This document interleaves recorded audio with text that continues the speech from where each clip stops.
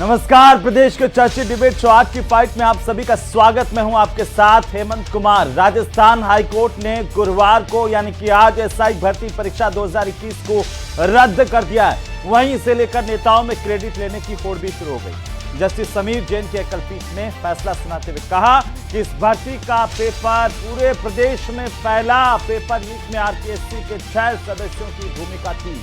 Court ने निर्देश दिए कि साल 2025 की भर्ती में इस भर्ती के सभी पद जोड़े जाएं।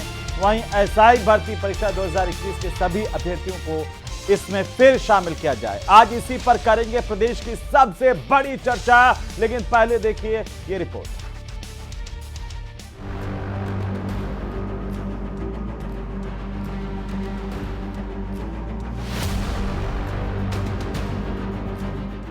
राजस्थान हाईकोर्ट ने एसआई भर्ती 2021 रद्द कर दी है।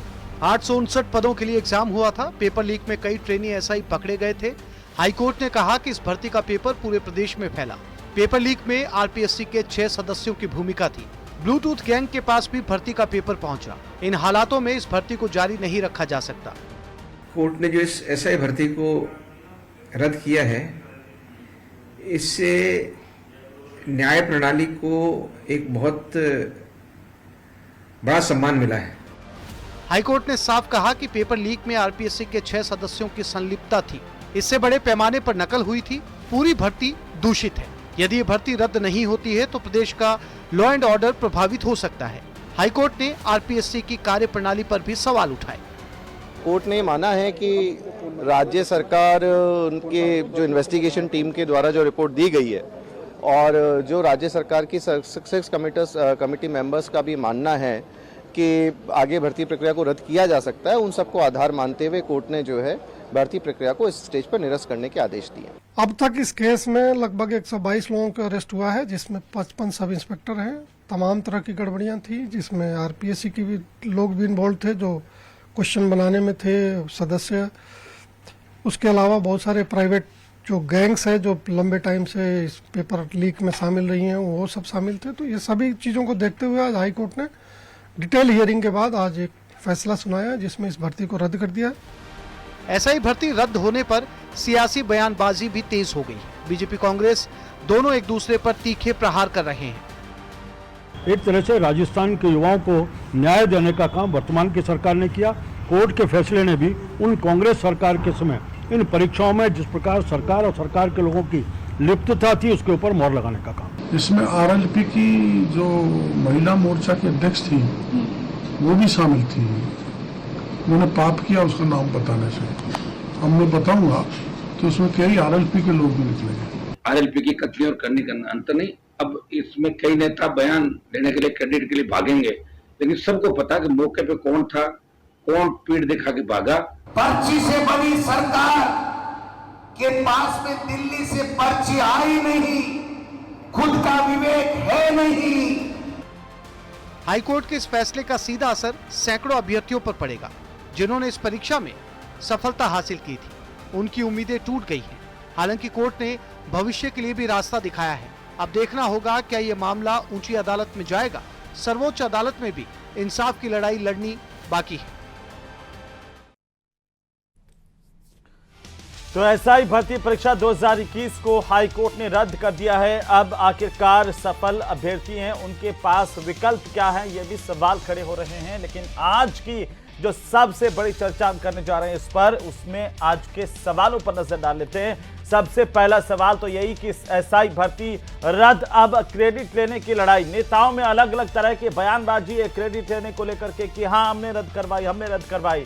लेकिन सही बात ये कि आखिरकार ये क्यों हो रहा है, इस पर भी सवाल पूछेंगे। सवाल नंबर 2 ये कि आरपीएससी पर कोर्ट की टिप्पणी आखिरकार क्या व्यवस्था बदलेगी, हाईकोर्ट का यह फैसला नजीर बनेगा, ये सबसे बड़ा सवाल है। क्योंकि कोर्ट ने साफ साफ कहा कि आरपीएससी का तत्कालीन चेयरमैन और 6 सदस्य आरपीएससी के उनकी भूमिका इस पेपर लीक में रही, लेकिन कार्रवाई क्या हुई, मगरमच्छ कहां है, वो पूछेंगे। सवाल नंबर 3 ये कि भर्ती पर सवाल, लेकिन सिस्टम कैसे सुधरेगा, क्योंकि अभी भी वही लोग वहां पर बैठे हुए हैं ज्यादातर। और ऐसे में क्या जो तमाम भर्तियां जिनको लेकर के सरकार ये दावे कर रही है कि वो सही हो रही है, बाद में 2 साल बाद 3 साल बाद परतें खुले कि उनमें भी घोटाला घपला हुआ, उसका जिम्मेदार कौन, तो सिस्टम कैसे सुधरेगा, इस पर भी सवाल पूछेंगे। आज हमारे खास मेहमानों से मैं आपका परिचय करवा दूं। हमारे साथ खास मेहमानों में राखी राठौड़, भारतीय जनता पार्टी के प्रवक्ता, साथ ही हमारे साथ डॉक्टर प्रदीप चतुर्वेदी हैं, कांग्रेस पार्टी के प्रवक्ता, हमारे साथ मिथिलेश जैमिनी हैं वरिष्ठ पत्रकार के तौर पर, साथ ही मनोज मीणा हमारे साथ हैं, अध्यक्ष युवा शक्ति एकीकृत महासंघ के, ओपी सोलंकी हमारे साथ जुड़ रहे हैं, अधिवक्ता हाईकोर्ट के। आप सबका बहुत स्वागत, सबका अभिनंदन। सबसे पहले मनोज मीणा, एक टिप्पणी आपकी, क्योंकि लगातार आप बेरोजगार युवाओं की तरफ से लड़ाई लड़ते रहे, मांग करते रहे कि आखिर इस भर्ती को रद्द किया जाए, ये भर्ती कलंकित है, अब हाईकोर्ट ने फैसला दिया है, तो क्या बेरोजगार खुश हैं? प्रदेश के बेरोजगार युवाओं में खुशी की लहर है। और आप देख सकते हो कि अभी भी मैं महेश नगर में हूं और यहाँ पे 300-400 बच्चे खुशियां मना रहे हैं, मिठाई बांट रहे हैं और जश्न मना रहे हैं। ये उन बेरोजगार युवाओं की जीत है जो 4 साल से हमारे साथ संघर्ष कर रहे थे और इस बात का इंतजार कर रहे थे कि कब हमें न्याय मिलेगा, कब हमें जीत मिलेगी। और जो ये भ्रष्टाचारी भर्ती थी, आज माननीय न्यायालय से भर्ती रद्द हुई है। हम समीर जैन जी को धन्यवाद देते हैं, हम धन्यवाद देते हैं हनुमान बेनीवाल जी को, हम धन्यवाद देते हैं किरोड़ी लाल जी को, हम धन्यवाद देते हैं हरिंदर नील जी को जो हमारे वकील थे। और आज खेत में बैठा किसान भी धन्यवाद दे रहा है न्यायपालिका को। अगर किसी की आलोचना हो रही है सर, तो भजनलाल सरकार की हो रही है कि 6 जांच एजेंसियों से इन्होंने जांच कराई और कोर्ट में जाके ये पलट गए, इन्होंने कहा भर्ती रद्द नहीं करेंगे। आज इनके मुंह पे करारा तमाचा है। आज पूरी भजनलाल सरकार मुंह दिखाने लायक नहीं है। आज इनके नेता सरकार ने एसआईटी का गठन किया, मनोज मीणा, और जांच करवाई, और इसी वजह से इतने सारे जो है वो सलाखों के पीछे गए, इतने पेपर लीक माफिया। जांच तो करवाई, इसका हम स्वागत करते हैं, लेकिन ये बताओ मेरे को पलटे क्यों? ऐसे जांच एजेंसियों के बाद में क्यों पलटे? राखी जी एक एक करके टिप्पणी हो जाए, उसके बाद आप डिबेट कीजिएगा ना प्लीज। राखी जी बीच में मत बोले प्लीज। राखी 40 सेकंड में देखते हैं, आपको कोई मर्यादा नहीं है। संवैधानिक पद पे कोई बैठा है व्यक्ति, उसके लिए कुछ भी बोलते रहेंगे क्या हेमंत जी? हम नहीं सुनेंगे। देखिए नहीं, अब आप क्या क्या बोलते हैं, किसके लिए मर्यादा? अब मुख्यमंत्री ये गलत चीज है। गलत चीज कैसे है बताओ? बेरोजगार युवाओं के साथ कुठाराघात करा उन्होंने, और उन्होंने जिस प्रकार से बात सुन लीजिए मनोज जी, बाद में आपको समझ में आ जाएगा किसने क्या किया है। दोगलापन नहीं है राठी जी। ठीक है राखी जी बोलिए। मेरा जवाब सुन ले। हाँ, देखिए हेमंत जी, मनोज जी को और मेरे ऐसे ही बहुत सारे युवा साथियों को मैं बताना चाहूंगी कि सरकार की मंशा 16 दिसंबर 2023 को स्पष्ट थी। जब आते ही सबसे पहले अगर कोई काम किया भजनलाल सरकार ने, तो एसआईटी का गठन किया। अगर 2021 की भर्ती परीक्षा 2 साल तक पड़ी रही, उस पर ना कोई एफआईआर दर्ज हुई, ना उस पर कोई जांच हुई, हमने आते ही सबसे पहले एसआईटी गठित की। और आज वीके सिंह जी का स्टेटमेंट आपने सुना होगा मनोज जी, कि फ्री हैंड दिया था सरकार ने जांच करवाई ऐसी बात तो नहीं मानी ना राखी जी, डिसीजन हमारे फेवर में आया। उन्हीं वीके सिंह जी की बात तो नहीं मानी आपने। बात सुनिए, मेरी बात पूरी होने दीजिए। हाँ, मैं पूरी होने दे रहा था, आपने उनकी बात पूरी होने दी थी क्या राखी जी? सवाल तो पूछूंगा ना मैं। नहीं, वो गलत है जो बात वो कह रहे हैं। मुख्यमंत्री जी की बात आप भी बात कर रहे हो, गलत है। आप भी जो बात कह रही हैं राखी जी, वो गलत है सरासर। कैबिनेट सब कमेटी ने अपनी अनुशंसा दी थी, उन्हीं सुनिए ना, अब सुन लीजिए। एसओजी के चीफ ने ये कहा था कि भर्ती रद्द होनी चाहिए, पुलिस मुख्यालय ने कहा था भर्ती रद्द होनी चाहिए, आपने उनकी बात थोड़ी मानी थी। बोलिए ना। देखिए हेमंत जी, हाँ मैं बोल रही हूँ, 16 दिसंबर को जब गठित की थी ये कमेटी, और उसके बाद में जैसे जैसे कड़ी से कड़ी मिलती गई, हमें विश्वास था अपनी एजेंसी पर कि हम लोग जो जिस तरह से फ्रीडम हमने दे रखी है, एसआईटी गठित कर रखी है, वो हर गुनहगार को पकड़ेगा। लेकिन एक बात बताओ, 850 में से अगर 50 बच्चे भी ऐसे थे जिन्होंने ईमानदारी से भर्ती की है, क्या उस गरीब बच्चे की आप सोच सकते हैं जिसने 5-6 साल की तैयारी जब विपक्ष में आपके लोग थे, तब इस भर्ती को रद्द करने की बात करते थे, तब उन गरीबों की आपको नहीं याद आई? राखी जी, विपक्ष में होकर आपके नेताओं ने एक के बाद एक बयान दिया। डॉक्टर किरोड़ी कहते हैं कि 500 लोग और कैबिनेट के, सुनिए ना, आप जो डबल बात कर रही हैं राखी जी, उसका जवाब आपको देना पड़ेगा। आपके कैबिनेट के सहयोगी डॉक्टर किरोड़ीलाल मीणा, वो लगातार मांग करते रहे कि भर्ती रद्द होनी चाहिए। क्या ये कैबिनेट की सबकी जिम्मेदारी नहीं है? क्या सरकार की जिम्मेदारी नहीं है? बिल्कुल जिम्मेदारी है। तो फिर क्या उन्होंने ईमानदारों का नहीं सोचा? जब आप विपक्ष में थे, आपको वोट लेने थे, तब आप इस भर्ती को रद्द करने की, आरपीएससी को रिकंस्ट्रक्ट करने की बात कर रहे थे, तब ईमानदारों का ख्याल नहीं आया? बिल्कुल दोनों बातों का जवाब दूंगी मैं आपको। जब हमने शुरुआत की थी एसआईटी की, उसके बाद जैसे जैसे कड़ी से कड़ी मिली, इन्होंने 122 लोगों की इसमें गिरफ्तारी की। लोग पकड़ में आ रहे थे। अभी भी मुख्यमंत्री, जो पूर्व मुख्यमंत्री अशोक गहलोत जी के पीएसओ को पकड़ा ना, इसी एसआईटी ने पकड़ा। मगरमच्छ कहां है? अपनी एजेंसी पे, मगरमच्छ कहां है? 2 साल होने को आए। मगरमच्छ लेकिन कहाँ है? वो आएंगे, देखिए कब वो आएंगे? धीरे-धीरे पीएसओ क्या था आज अशोक PSO गहलोत जी, मगरमच्छ मैं तो है। कह रही हूँ डोटासरा जी को तो कोई नैतिक अधिकार ही नहीं है। वो ठीक तो है। ये कहते थे कि जो कहे पेपर लीक है उसको भेजो जेल में, आप कोर्ट को भेजो जेल में, आप कोर्ट कह रहे हैं पेपर लीक हुआ। हमारे जिस तरह साथ से राजस्थान कारनामों को सरकार expose के किया है, वो सिर्फ कैबिनेट जांच के मंत्री आधार पर। डॉक्टर किरोड़ीलाल मीणा जुड़ चुके हैं। राखी जी मैं रोक रहा हूं आपको। डॉक्टर किरोड़ीलाल मीणा हमारे साथ जुड़ चुके हैं। बहुत स्वागत है डॉक्टर साहब आपका न्यूज 18 राजस्थान पर। आपकी आवाज मुझे नहीं आ रही है, लेकिन हाईकोर्ट का यह फैसला, क्या कहेंगे इस पर आप? अनम्यूट कीजिए डॉक्टर साहब, आपकी आवाज नहीं पहुंच पा रही है, अनम्यूट कीजिए। सुन रहे हैं आप मुझे?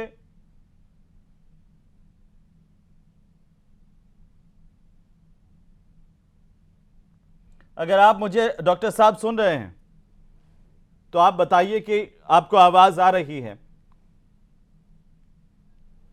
राखी जी पूरा कर लीजिए, मैं वापस आ जाऊंगा जी, 10 सेकंड है। देखिए हेमंत जी, जब हमने 16 दिसंबर को एसआईटी गठित की, सरकार की मंशा बिल्कुल क्लियर थी, जो ईमानदारी से परीक्षा दी है उसके साथ न्याय होना चाहिए। कोर्ट ने भी आज जिस जांच के आदेश, जिस आधार पर यह आदेश दिए, वो जांच कहां से हुई है मैं मनोज जी से पूछना चाहती हूं। पिछली सरकार ने तो कोई एसआईटी गठित नहीं की, कोई जांच नहीं, कोई एफआईआर नहीं, और आप मुख्यमंत्री जी के बारे में इस तरह की बात बोल रहे हैं। मनोज जी ये शोभा नहीं देता आपको, क्यों नहीं देता कि वो व्यक्ति जो किसान परिवार से, गरीब परिवार से आया, उसको उस दर्द का एहसास है, उन बच्चों के दर्द का एहसास है जो कि आए थे परीक्षा देने के लिए, कर्जा लिया होगा, किसी की शादी अटकी होगी, किसी का कोई काम अटका होगा, उस गरीब परिवार के बच्चे के बारे में भी हमें सोचना चाहिए। और कांग्रेस पार्टी जिसके कार्यकाल के अंदर 17 से ऊपर पेपर लीक हो गए, उनको कोई नैतिक अधिकार नहीं है। वो मंशा दिखाई हमारी सरकार ने कि ऐसी एसआईटी गठित की। और आरपीएससी की बात कर रहे थे अभी आप हेमंत जी, पुनर्गठन का मतलब ये नहीं होता कि 0 कर दो। हमने 7 से लेकर 10 मेंबर्स की, और मैं बहुत दावे से कहती हूँ कि अब 2 साल कंप्लीट होने आए बदलाव सरकार को, एक भी पेपर लीक हुआ, एक भी पेपर लीक हुआ, मंशा डिपेंड करती है सरकार की। हेमंत जी बताइए, आरपीएससी ने, हाईकोर्ट ने क्या कहा, आरपीएससी से जो कंडक्ट हुए, हाईकोर्ट ने एक क्या भी कहा पेपर, पता है आपको? आप तो हाईकोर्ट का सम्मान करती है ना, पूरा आदेश पढ़ा है मैंने। हाँ, हाईकोर्ट ने लिखा अपने आदेश में, सुन लीजिए, आरपीएससी के लिए टिप्पणी करी है आराम से। मैंने पढ़ा है, मैंने पढ़ा इसलिए बोल रहा हूँ। हाईकोर्ट ने लिखा अपने आदेश में कि आरपीएससी के तत्कालीन संजय श्रोत्रिय, सुन लीजिए, मैं आपकी बात पर आऊंगा पूरा। तत्कालीन अध्यक्ष संजय श्रोत्रिय और 6 मेंबर को एसआई भर्ती परीक्षा में गड़बड़ी में लिप्त हाईकोर्ट ने माना है। इस आदेश में माना है कि नहीं माना है? 6 मेंबर्स, उनके नाम बताऊं? बिल्कुल, उनकी और सुन लीजिए, उसके आगे भी सुन लीजिए, और उसके आगे जो आपके पूर्व नेता प्रतिपक्ष थे ना, वो आपके पूर्व नेता प्रतिपक्ष थे ना, वो जब नेता प्रतिपक्ष थे तब उन्होंने ये सवाल उठाए थे कि ये खराब हैं आरपीएससी मेंबर, ये पेपर लीक के माफियाओं से मिले हुए हैं। उन्हीं आरपीएससी पेपर मेंबर्स के साथ में खाना खाते और डिनर की फोटो उन्होंने डाली थी कि नहीं डाली थी? यही होता है डबल स्टैंडर्ड। देखिए मेरी बात सुनिए हेमंत जी, मैं नाम हमने नहीं लेना देखिए वो व्यवस्था बनाई कि 2 साल के अंदर एक भी पेपर लीक नहीं हुआ। चाह रहा हूं राखी जी, 2 आप साल के अंदर एक पेपर लीक नहीं हुआ, ये मंशा थी हमारी सरकार की। मंशा दिख रही है ना और यहाँ पर तो जेल की बात करते थे जैसे ही पेपर लीक हो। नहीं, मंशा साफ साफ है, एक भी पेपर लीक नहीं। जिस जांच के आधार पर हाईकोर्ट ने आदेश दिया है, वो जांच भजन लाल क्या एक भी पेपर लीक नहीं? आप कहां बोल रही हैं? मैं सुनिए ना, आपकी व्यवस्था का कैसा सिस्टम, सुनिए ना, अरे सुनिए मनोज जी, सुनिए राखी जी, ये दावा कांग्रेस भी करती थी कि एक भी पेपर लीक नहीं। और ये जो है, ये भी कहा गया था कांग्रेस राज में कि जो बोले पेपर आउट हो गया उसको जेल में डाल दो। अभी पटवारी में क्या हुआ? सील खोली हुई पेपर मिला, क्या हुआ? जांच हुई? पटवारी में खुली हुई सील आई सर, क्या हुआ? वो लीक नहीं था। कौन सा? ये आप तय कर लेंगे अपने आप स्टूडियो में बैठ के? नहीं, कौन तय करेगा? जांच करवाई आपने उसकी? जांच करवाई क्या? जांच रिपोर्ट आई क्या? ठीक है, अभी जो मंत्री जी आपके साथ बैठे हैं, किरोड़ी जी ने, उन्होंने कहा 500 लोग फर्जी हुए हैं। उन्होंने कहा 500 लोग फर्जी हुए हैं। जांच कराने के बाद में आज राजस्थान का युवा पूछ रहा है क्यों पलट गए कोर्ट ने, क्यों कह दिया भर्ती रद्द नहीं करेंगे? आज आपकी सरकार को मुंह की खानी पड़ी है। राखी जी मैं आ रहा हूँ। प्रदीप चतुर्वेदी, आपके राज्य में, सुनिए ना, एक मिनट मनोज जी, एक मिनट। प्रदीप चतुर्वेदी जी, आपके राज्य में सबके सब करप्ट, सब भ्रष्टाचार, युवाओं की पूरी बलि चढ़ा दी। आज हाईकोर्ट के फैसले में दूध का दूध, पानी का पानी हो गया। प्रदीप जी, हेमंत जी, आप जो भूमिका बना रहे हैं वो उचित नहीं है। आपको ध्यान होगा, राजस्थान सरकार में पूर्व मुख्यमंत्री अशोक गहलोत के काल में कड़े कानून बनाए गए थे, उम्र कैद की सजा, क्या उचित है तत्कालीन मुख्यमंत्री के पीएसओ को पेपर दे दो? ये उचित है? ये उचित है कि एक करोड़ में 70 लाख में पेपर बिकवा दो? ये उचित है? हाईकोर्ट का फैसला पढ़ लीजिए, ये उचित है क्या? आप बोल रहे हैं किस मुंह से कि नहीं है? ये उचित है? नहीं, आप मुझे बोलने देंगे या नहीं? चतुर्वेदी जी, आपने मुझे वैसे बुलाया, बोलने दीजिए मुझे। नहीं बोलने तो दे रहा हूं, लेकिन गलत थोड़ी बोलने दूंगा। आप किसी को नहीं बोलने दे रहे हैं। आप अच्छा, क्या तरीका है? आप मुझे बोलने में मेरा पक्ष नहीं दे रहे। आपने मुझसे सवाल किया तो मुझे कुछ भी बोलेंगे आप। जब पूर्ववर्ती मुख्यमंत्री अशोक गहलोत ने ये प्रावधान किए थे, पूरे देश में नकल का ये माफिया वैग चल रहा था, तो राजस्थान में मुख्यमंत्री अशोक गहलोत जी ने पेपर क्यों नहीं करा उस समय? कैद की सजा, कांग्रेस 10 करोड़ का जुर्माना और संपत्ति कुर्क करने का प्रावधान यहाँ किया था विधानसभा में कानून बनाकर। एक करके अब मनोज सवाल मीणा ये है कि जैसा अभी राखी जी ने कहा, क्या होगा? मनोज मीणा रुक जाइए, सुन लीजिए। आपको ध्यान होगा कि अशोक गहलोत जी की सरकार में ही एसओजी को यह जांच सौंप दी गई थी और आरपीएससी के सदस्य बाबूलाल कटारिया को गिरफ्तार किया गया था। 160 लोगों की गिरफ्तारी हमारे काल में हुई, लेकिन जब ये जांच शुरू हुई तब इसका व्यापक इतना बड़ा आधार जानकारी में किसी के नहीं था। लेकिन जैसे जैसे जांच आगे बढ़ी उसी समय चुनाव वगैरह में सरकार चली गई। लेकिन भजनलाल सरकार ने भी आने के बाद उसी एसओजी को जांच जारी रखी, उन्होंने मुझे कोई परिवर्तन नहीं किया। तो कांग्रेस के मुख्यमंत्री अशोक गहलोत की जो जांच प्रक्रिया चल रही थी, उसी जांच प्रक्रिया को भजनलाल जी ने आगे बढ़ाया और उन्होंने कहा कि परीक्षा निरस्त नहीं होनी चाहिए, क्योंकि उस समय 2 छात्रों के 2 ग्रुप बन गए थे।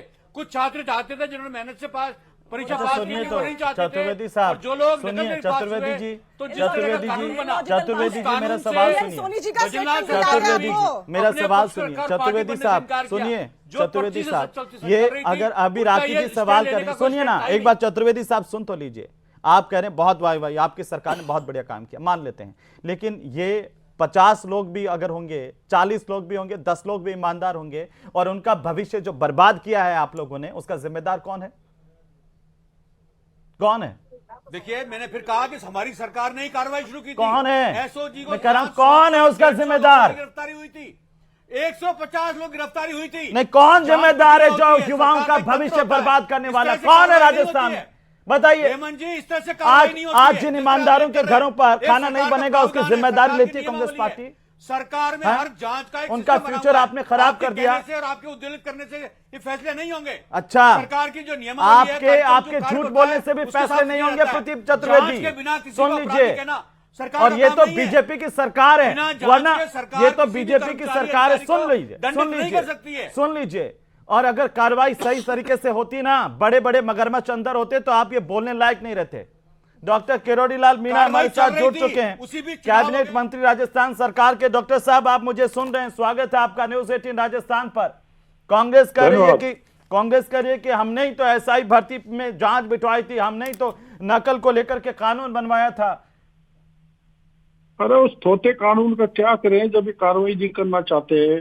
उस समय कांग्रेस के राज में जब ये मुद्दा और इसके प्रमाण हमने दिए थे सरकार को और एसओजी को, तो गिरफ्तार करना तो दूर की बात, इन्होंने जो मैंने आरोप लगाए थे, एसओजी के अधिकारी जो पेपर लीक में शामिल थे, निर्दोषों को फंसा रहे थे, दोषियों को बचा रहे थे जी, एक को भी इन्होंने गिरफ्तार नहीं किया। भजनलाल जी की सरकार आई, एसआईटी गठित हुई।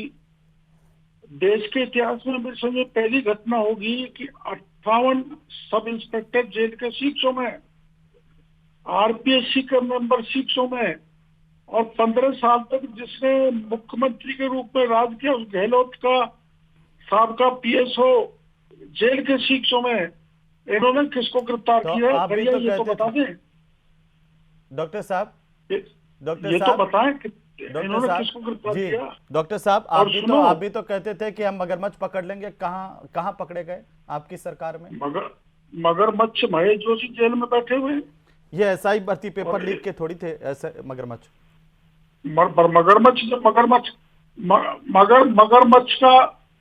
मगरमच्छ का बच्चा पकड़ दिया पीएसओ अशोक गहलोत का, तो एसओजी आगे बढ़ेगी तो मगरमच्छ आ जाएंगे पकड़ने। नहीं पकड़ा गया मगरमच्छ का बच्चा। जी हेलो, हाँ डॉक्टर साहब सुन रहा हूं, लेकिन क्या बच्चे से ही संतुष्ट करवाएंगे प्रदेश की जनता को? आप तो इतने आंदोलन करके, और आपने तो कहा था कि 500 लोग फर्जी हैं इसमें। देखो मैं अब भी कह रहा हूँ, पहले भी पिछली सरकार में भी मैंने कहा था, और मैं आपको ये कहना चाहता हूँ कि इस राज्य में कम से कम कार्रवाई तो हुई, और जो आंदोलनकारी बच्चे थे उन्होंने लंबा आंदोलन किया, मीडिया ने इसको प्रमुखता दी और मीडिया ने अब तक इसको जिंदा रखा, और सरकार के एक्शन से हाई कोर्ट के दिमाग में यह बैठ गया कि इसमें गड़बड़ है और हाई कोर्ट ने फैसला दे दिया। अच्छा डॉक्टर साहब, आप ही तो कहते थे तत्कालीन आरपीसी चेयरमैन से पूछताछ तक जिस सरकार में नहीं हो पाई, संजय श्रोती से, ये मुद्दा भी तो आप ही तो उठाते थे कि संजय श्रोती से बिल्कुल मैंने उठाया था, फिर क्यों नहीं हो पाई? आज हाईकोर्ट ने कहा कि 6 मेंबर इसके जो है संलिप्तता है पेपर लीक में, और उसके बावजूद आप ही के एक बड़े नेता जो जाते हैं आरपीएससी मेंबर के साथ खाना खाते फोटो डालते हैं सरकार वो सब कागज मैंने दिए थे। वो तो गहलोत साहब के जो धर्मेंद्र राठौड़ थे वो भी खाना खाते थे, इनके साथ बैठते थे, इनके घर पे आते थे शिव सिंह राठौड़, सब कुछ प्रमाण दिए हैं। लेकिन पिछली सरकार ने कोई गिरफ्तारी नहीं की, गिरफ्तारी इस सरकार ने की, और इस सरकार की गिरफ्तारियों के परिणाम के कारण और मीडिया ने इसको बनाए रखा पब्लिक में, डोमेन में, तो हाई कोर्ट का दिमाग बना, जिसके कारण हाई कोर्ट ने ये फैसला दे दिया, जो मेरी व्यक्तिगत राय के हिसाब से ये सत्य की जीत है, संघर्ष की जीत है, और मैं इससे खुश हूँ। लेकिन डॉक्टर साहब, इस मामले में क्या सरकार, आप कह सकते हैं यहाँ पर बैठ करके कि सरकार डबल बेंच में नहीं जाएगी, आगे अपील नहीं करेगी? देखो, सरकार का सामूहिक निर्णय होता है, वो अकेले डॉक्टर चौड़ीलाल का निर्णय नहीं है, इसलिए वो तो सरकार सामूहिक रूप से निर्णय करेगी, हमारे मुखिया निर्णय करेंगे, वो जाने। लेकिन मैं इस फैसले से बहुत प्रसन्न हूँ। आज हनुमान बेनीवाल ने कहा आपको लेकर के कि आप जो है वो बेईमानों के साथ खड़े हुए थे। आप हमारे यहाँ ऐसा कौन सा बेईमान आपकी जानकारी में है क्या? उसका जरा नाम बता दें। तो हनुमान बेनीवाल जी का आरोप बेबुनियाद है, और कह रहे हैं कि आपने कुछ नहीं किया। सरकार में आने के बाद उन्होंने पूरा आंदोलन खड़ा किया, इतने दिन से 125 दिनों तक धरना लगातार करवाया जयपुर में, उन्होंने उठाया। नहीं, वो मेरी बात सुनो जी। आंदोलन जो किया, उस आंदोलन की स्थिति आप जानते हो।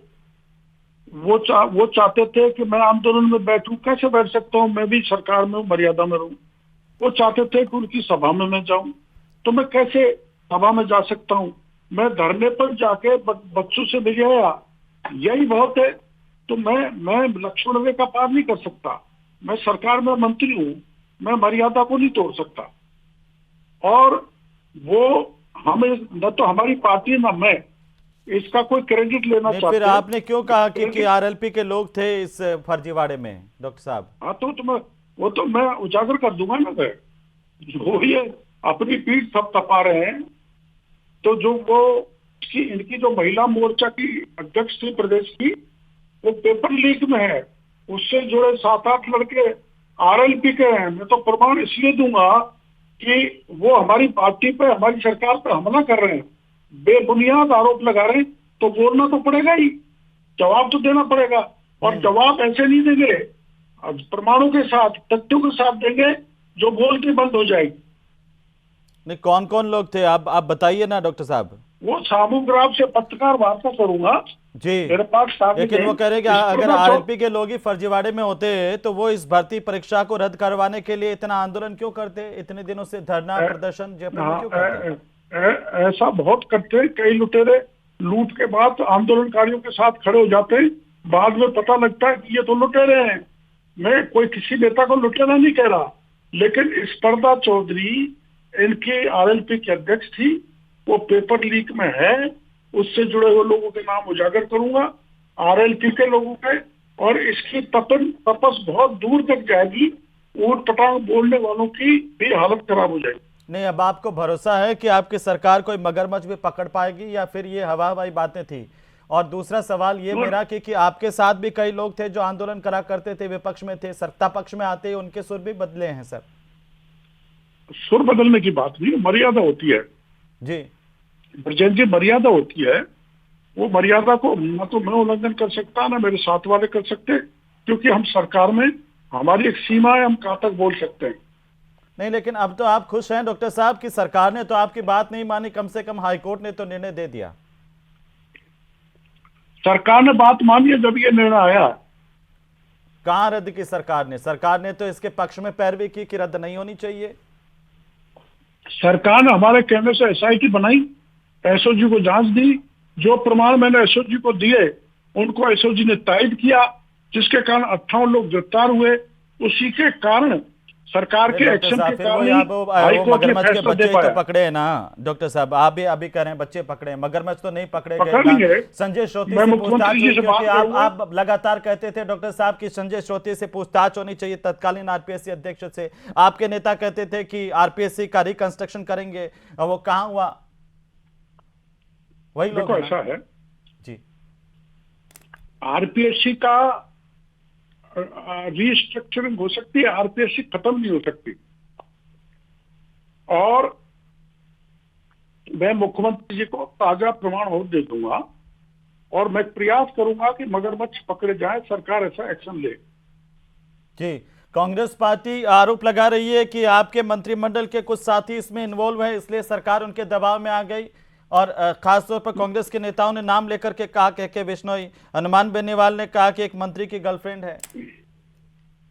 अरे गर्लफ्रेंड तो देखो ये आपस की व्यक्तिगत लायक है, इसके बारे में टिप्पणी नहीं करना चाहता ओछी जी, लेकिन उनको प्रमाण देना चाहिए ना, वो प्रमाण दे बकायदा, जैसे हमने प्रमाण दिए सभी परीक्षाओं के, वैसे प्रमाण रखे। और ये कांग्रेस वाले आरोप लगा रहे हैं, तो अभी विधानसभा आ रही है, सदन के पटल पर रखे उस प्रमाण को, के बिश्नोई के कोई खिलाफ है तो चलते फिरते आरोप लगा देना किसी भी प्रकार से उचित नहीं है। जी डॉक्टर साहब, मैं आपको थोड़ा सा रोक रहा हूं, हमारे साथ जैमिनी साहब हैं। जैमिनी साहब, क्या कहेंगे आप? डॉक्टर साहब का बयान और साथ साथ में क्रेडिट लेने की होड़ भी मची हुई है। देखिए, निश्चित रूप से आज राजस्थान के नौजवानों के लिए हर्ष का दिन है, और सबसे इंपॉर्टेंट चीज है कि असली जो चीज पकड़नी थी वो नहीं पकड़ी। अभी भी आरपीएससी में कौन है मेंबर, कौन है संगीता आर्य, किसकी पत्नी थी?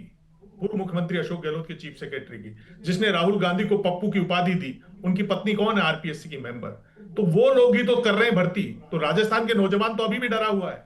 और क्रोडीलाल जी ने इस मुद्दे को उठाया, तमाम मुद्दे उठाए, लेकिन क्रोडीलाल जी ने गणपति जो लॉकर है उसमें सोने भी उगलते हुए लॉकर पकड़े थे, उनकी जांच का क्या हुआ? राजस्थान का नौजवान ये भी पूछ रहा है कि आईटी में जो आपने घोटाले पकड़े उनका क्या हुआ? तो कहीं न कहीं जो सबसे इंपॉर्टेंट चीज है कि जो एसआई भर्ती के मामले में जब तक आरपीएससी ने 3 नए सदस्यों की घोषणा कर दी भजनलाल जी ने, वो तो नहीं हुआ। और सचिन पायलट ने तो खुद की सरकार में उठाई थी बात, उसकी बात को मान लेते तो आज जो गांधीवादी चेहरा बन गया कि हमने रिकंस्ट्रक्शन करने की बात की थी, तो एक ही तरीके से थोड़ी होता है, हमने 7 के 10 कर दिए सदस्य। देखिए, रिकंस्ट्रक्शन में आप 3 मेंबर जिनका बनाया भजनलाल जी ने अशोक गहलोत के पीएसओ को तो पकड़ लिया, लेकिन इंपॉर्टेंट चीज ये है कि जो आरएलपी की स्पर्धा चौधरी के लिए बोल रहे हैं, वो तो उन्होंने कार्यकारिणी भंग कर दी थी। हनुमान बेनीवाल का तो कोई पदाधिकारी नहीं है राजस्थान में, कोई पदाधिकारी ही नहीं है, वो तो सिंगल अकेला चालू पे ट्रैक पे काम कर रहे हैं। दूसरा इंपॉर्टेंट चीज ये है कि 2 नेता जो राजस्थान में लड़ाके माने जाते हैं, हनुमान बेनीवाल और क्रोडीलाल मीणा, जिनके बलबूते पर राजस्थान में कहा जाता है कि लोकतंत्र की आवाज उठती है, अगर वो इस तरीके से लड़ते हैं तो कहीं न कहीं जो लोकतंत्र में लोक लाज होती है, जिससे लोक लाज से लोकतंत्र मजबूत होता है, उस पर आंच आती है। कभी राजेंद्र राठौड़ और क्रोडीलाल जी दबा दिया, दबाव पड़ गया डॉक्टर साहब पर भी, तो आजकल डॉक्टर साहब भी इस मामले पर चुप ही रहते हैं, अंगुली दिखा देते हैं मुंह पर रख करके। जी बिल्कुल, लेकिन जो एक इंपॉर्टेंट चीज है, पिछले जो बजट सत्र में कहा था 8 करोड़ की बजरी चोरी होती जी, वो मुद्दा डॉक्टर साहब। दूसरा एक इंपॉर्टेंट इशू था फोन टेपिंग वाला, जिस पर बजट सत्र में हमने 7 दिन हंगामा देखा। डॉक्टर साहब आप सुन रहे हैं?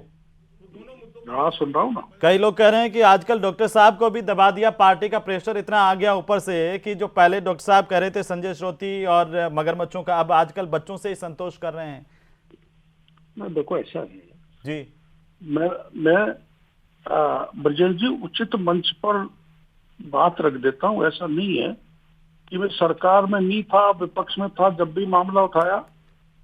मेरी सरकार आई जब मैंने मुख्यमंत्री जी को कहा कि सब इंस्पेक्टर पेपर में आगे बढ़ो, चेयरमैन 3 हैं इन्वॉल्व, इन पे इंट्रोगेट कराओ, और सार्वजनिक मीडिया में भी बयान दिया, और 3 बार प्रोटोकॉल तोड़कर मैं एसओजी चला गया।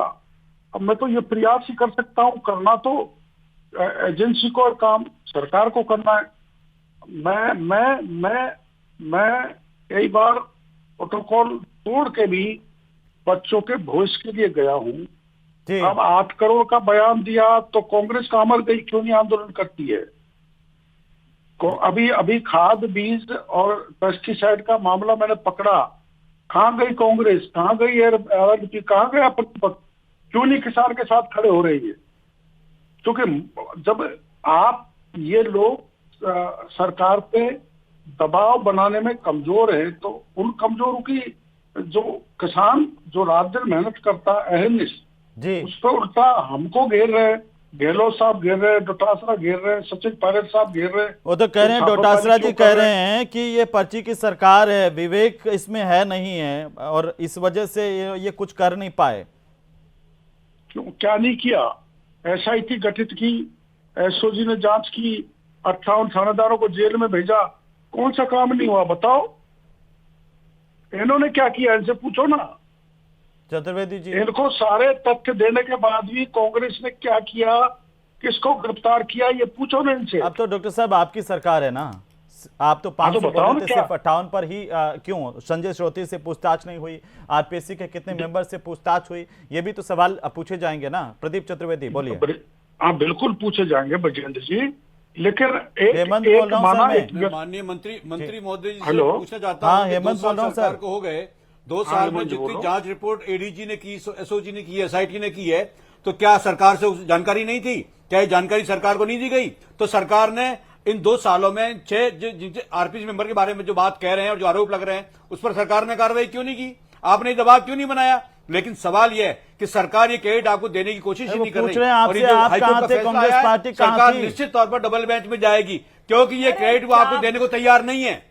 ये राजनीति आपकी पार्टी में ही हो रही है, आपकी पार्टी में ही राजनीति हो रही है, और मुख्यमंत्री जी इस फैसले के खिलाफ थे, वो रद्द नहीं करना चाहते थे, इसलिए ये क्रेडिट आपको नहीं मिलेगा और आपकी सरकार डबल बेंच में जाएगी। इसलिए युवाओं का भविष्य तो आज भी अधर में है। इस फैसले से उनका कल्याण नहीं होने वाला है, क्योंकि सरकार फिर डबल बेंच में जाएगी और ये मामला फिर लटकेगा। इसलिए इन छात्रों का जो भविष्य है वो आपकी इस राजनीति का शिकार बना हुआ है। डॉक्टर साहब वो कह रहे हैं सरकार डबल बेंच में जाएगी, किसी का फायदा इससे होने वाला नहीं, ये फिर लटकाने की साजिश है, कांग्रेस कह रही है। तो कांग्रेस क्यों सो रही है?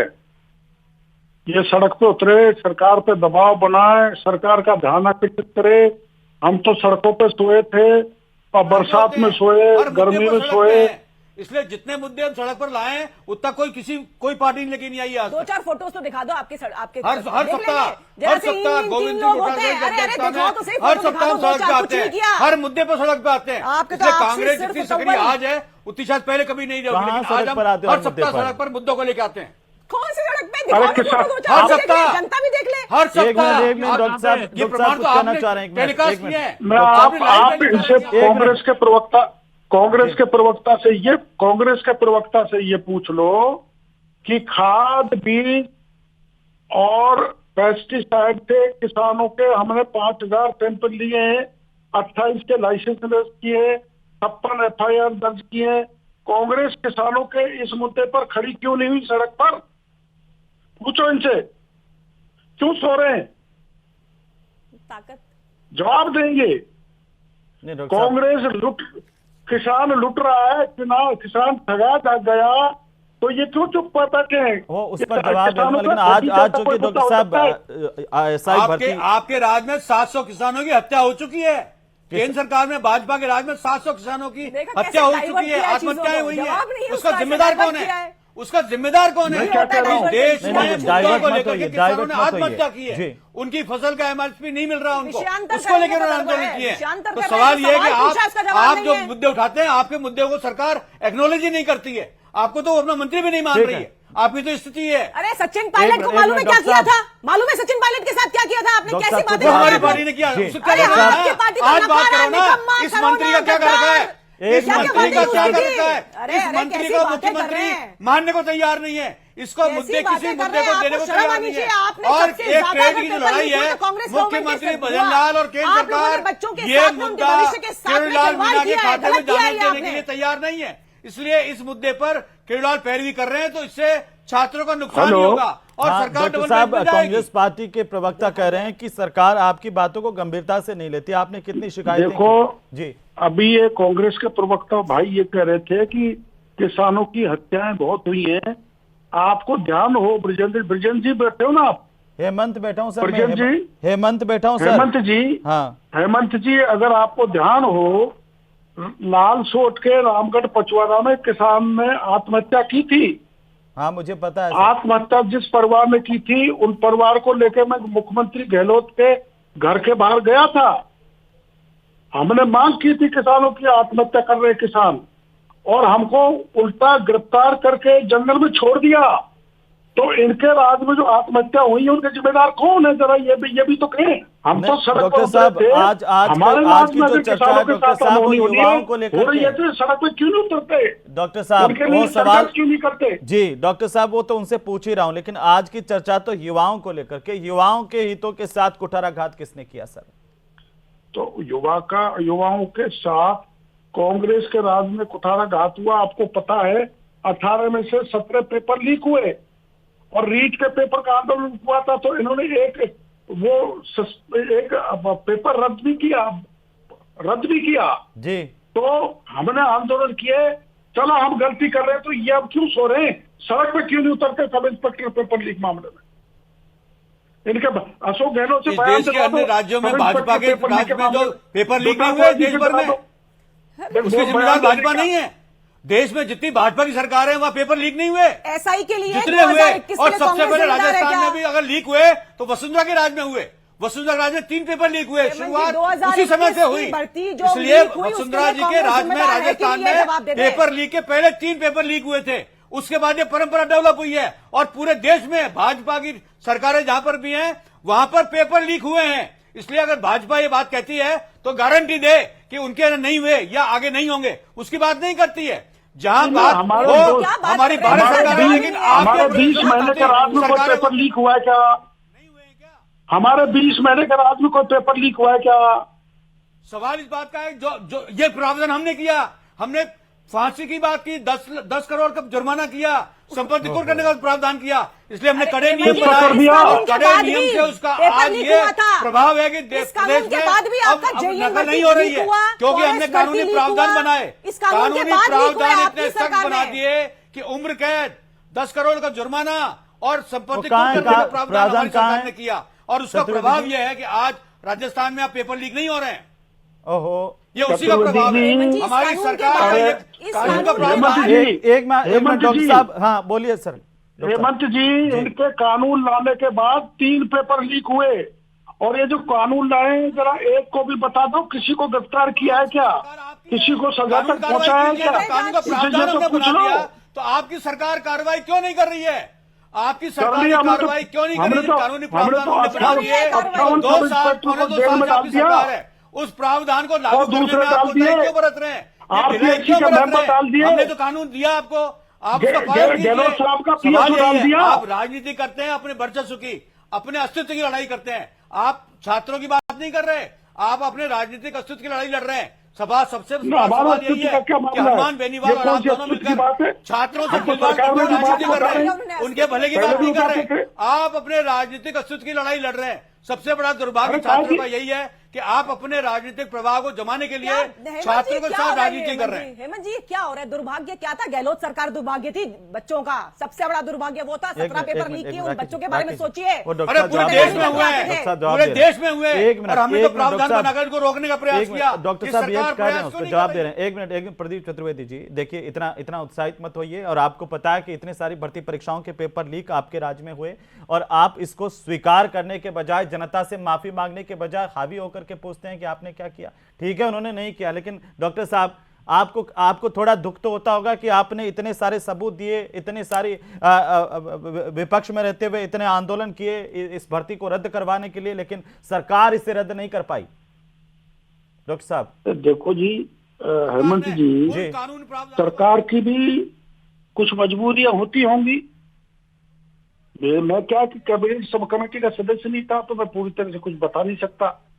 लेकिन सरकार ने एसआईटी गठित करके इतनी गिरफ्तारी कर डाली और ऐसा माहौल मीडिया में बना कि ये सब कुछ गलत हुआ है, जिसका परिणाम आज अपन को देखने को मिला है। इन्होंने तो किसी को गिरफ्तार नहीं किया अपने राज्य में। इनसे पूछ लो कोई गिरफ्तार हुआ क्या? जी नहीं, इन्होंने तो नहीं किया। गिरफ्तार हुए थे 150।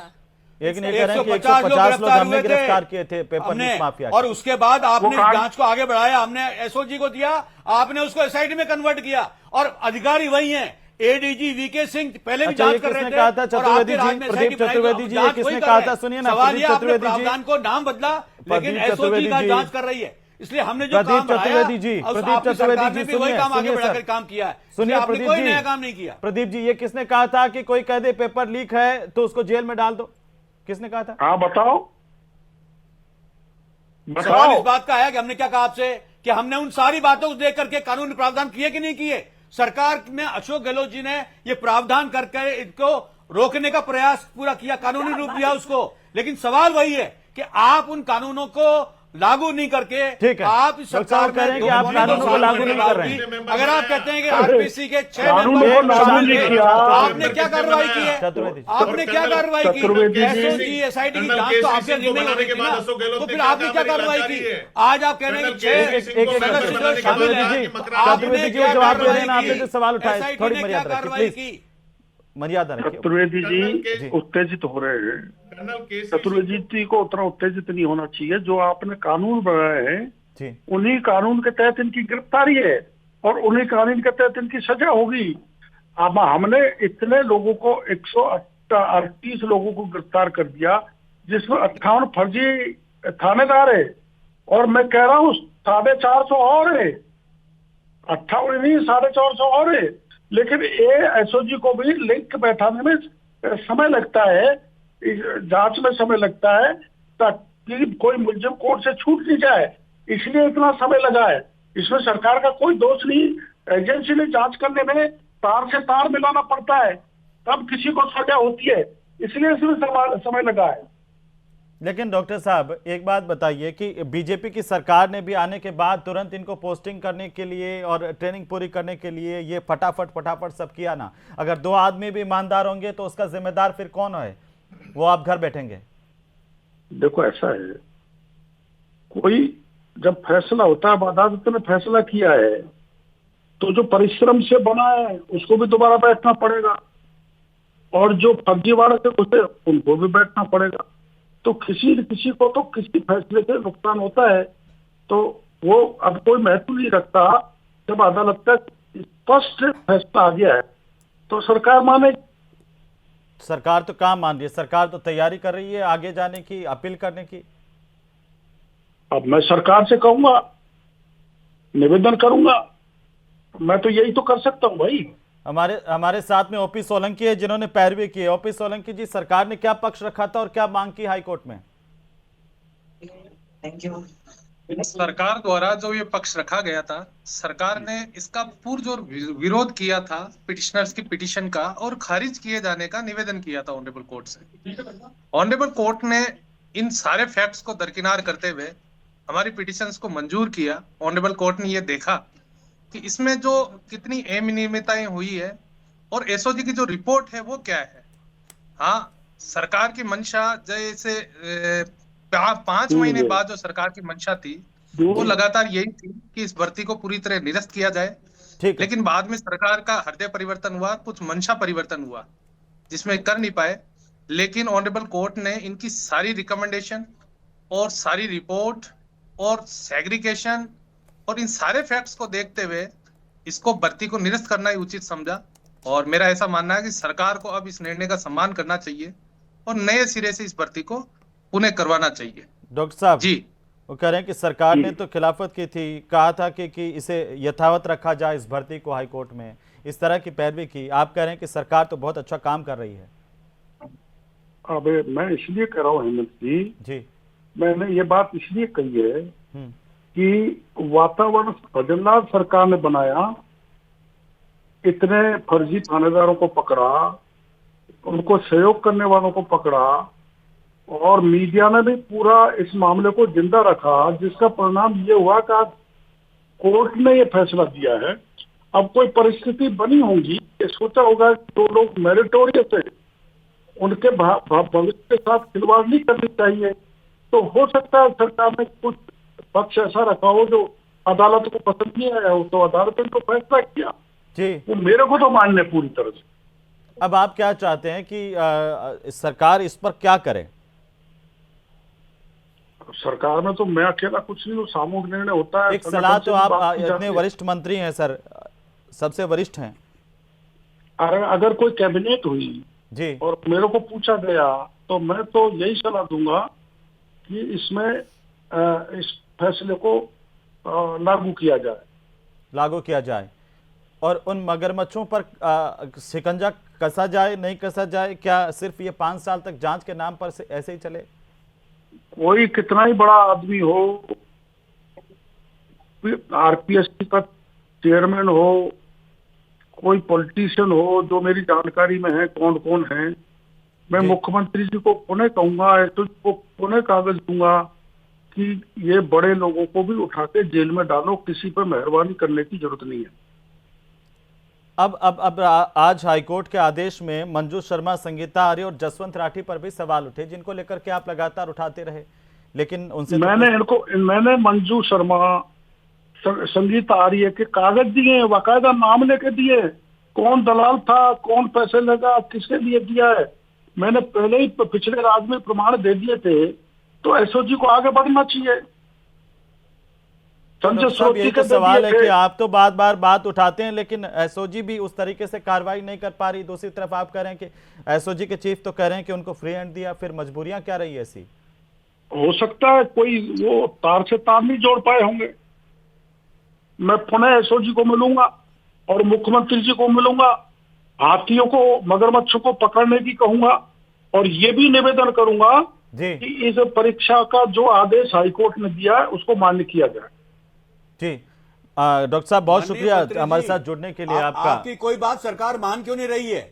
आप इस बारे में खुलासा करें कि सरकार आपकी बात मान, तो सचिन पायलट की गहलोत साहब भी नहीं मानते थे, आखिर कारण क्या है? मैं आप सचिन पायलट, गहलोत से पूछो सचिन पायलट की क्यों नहीं मानते थे, क्या कारण था? वो मुख्यमंत्री थे, फैसला उनको करना होता था, लेकिन ये सरकार आपकी कोई बात नहीं मान रही। आपने छापे डाले, मिलावट पकड़ी, कोई कार्रवाई नहीं हुई, तो आखिर सरकार आप किस एंगल से देखती है? आप इस 57 की एफआईआर दर्ज हो गई, 10 गिरफ्तार हो गए, 20 के हमने लाइसेंस निरस्त कर दिया, कौन कह रहा कार्रवाई नहीं हो रही? पब्लिक डोमेन में तो नहीं है कोई कार्रवाई की बात, जानकारी का अभाव है। अरे मैं ये कह रहा हूं कि हमने 58 एफआईआर दर्ज की है, 57 सैंपल लिए जिसमें 56 फेल हो गए, हमने 22 लोगों के लाइसेंस निरस्त कर डाले, 18 के सस्पेंड कर दिए और 10 लोग गिरफ्तार हो चुके। ये मैं आपको कल और आपको आंकड़े भिजवा दूंगा और मीडिया में एफआईआर लॉन्च कर सकते हैं। डॉक्टर साहब बड़ी बात कह रहे हैं कि अभी इस पूरे मामले को लेकर सरकारी कार्रवाई हुई कि नहीं इसकी जानकारी सरकार से भी और एसओजी को फिर से सबूत देंगे, उम्मीद की जानी चाहिए कार्रवाई होगी। डॉक्टर साहब बहुत शुक्रिया हमारे साथ जुड़ने के लिए। ओपी सोलंकी साहब क्या कुछ कह रहे हैं, आप बताइए। जी, माननीय मंत्री महोदय की शुरू से ही बेरोजगारों के हित के लिए मंशा रही थी, पर इस सरकार में माननीय मंत्री महोदय की जो मंशा थी उसकी पूरी परिणति हो नहीं पाई। उसका कारण कुछ भी रहा हो तो वो कह रहे हैं ना कि वो वापस से मिलेंगे। राखी राठौड़ जी, ये मैं आप ही से जवाब ले लेता हूं इसका। और उन्होंने जो ईमानदारी का जो जिक्र किया था कि ईमानदार कैंडिडेट के साथ ये नहीं होना चाहिए जी, तो एसओजी की जो रिपोर्ट भी यही है कि हम टेंटेड और अनटेंटेड जो जितने भी जो कैंडिडेट है उनका हम सेग्रीगेशन कर ही नहीं सकते। तो आज हम ये कह ही नहीं सकते कि कौन व्यक्ति इसमें ईमानदार है और कौन है जो बेईमान है। ठीक है, क्योंकि जिसके विरुद्ध सीधा कुछ सबूत नहीं है, उसके बाद नहीं बनेगा। ठीक है।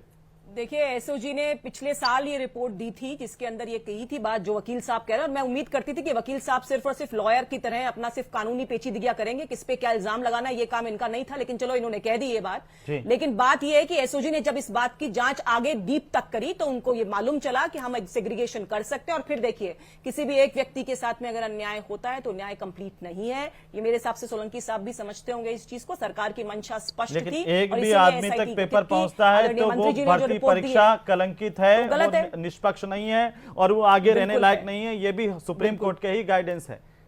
पर मैडम, जो पहले जो भर्तियां निरस्त हुई है उनका आधार क्या था, ये तो कभी सरकार ने नहीं बताया। एडवोकेट साहब, आप अपनी कानूनी जो जानकारी है उसकी बात करें, राजनीति की बात ना करें। अगर आपको लगता है चलिए, बहुत शुक्रिया। मैं आपको कानूनी चेक की बता रहा हूं। चलिए, बहुत शुक्रिया चर्चा में शामिल होने के लिए आप सभी का। कुल मिलाकर के हाईकोर्ट की तरफ से इस भर्ती को रद्द किया गया। अब सरकार को देखना है कि सरकार इस पर आगे क्या करती है। हालांकि डॉक्टर प्रियोलाल मीणा कह रहे हैं कि सरकार को ये मानकर स्टैंड लेना चाहिए कि ये भर्ती अब आगे जाने लायक नहीं है, कलंकित है।